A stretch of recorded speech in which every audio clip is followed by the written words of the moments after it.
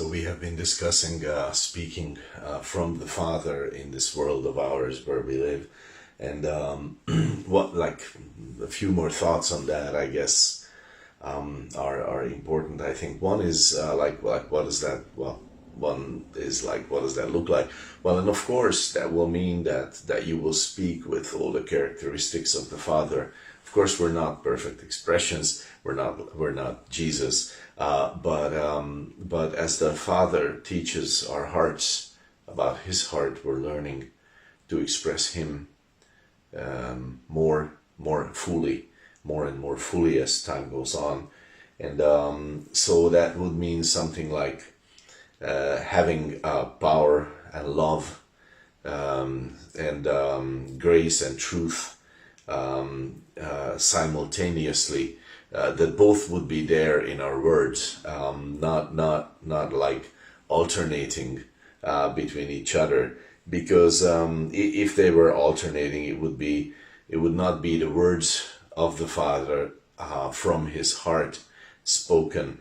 And what I'm saying is, you speak with power, your authority, power, and that's how you speak. And then you try to afterwards balance it out with love, or vice versa.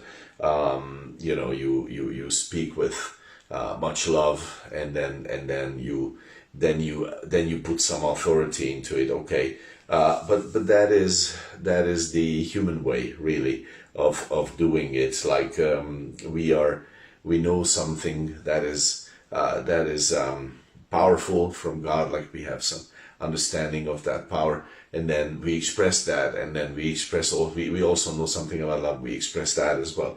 Okay, and this is, in a way you could say this is better than nothing in this world, and I would agree with you. But the Lord alone can teach your heart to speak both of those simultaneously, not alternating between them. So like what's very important is meditation and obedience to the Word of God for that.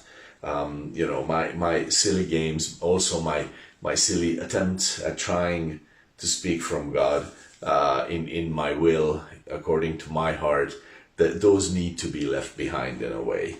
So like another one I think I mentioned is, let's say, grace and then truth. Okay.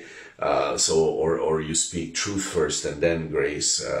This is how we would do it. This is how we would do the will of God in a way, I would say. And I don't try to diminish that. And once again, thank God if anyone does that.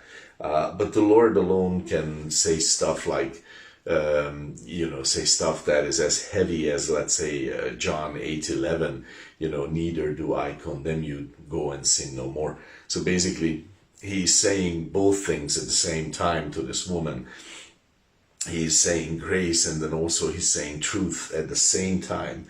It's simultaneous, and it's there. And God is teaching us about this, and this is important in our lives.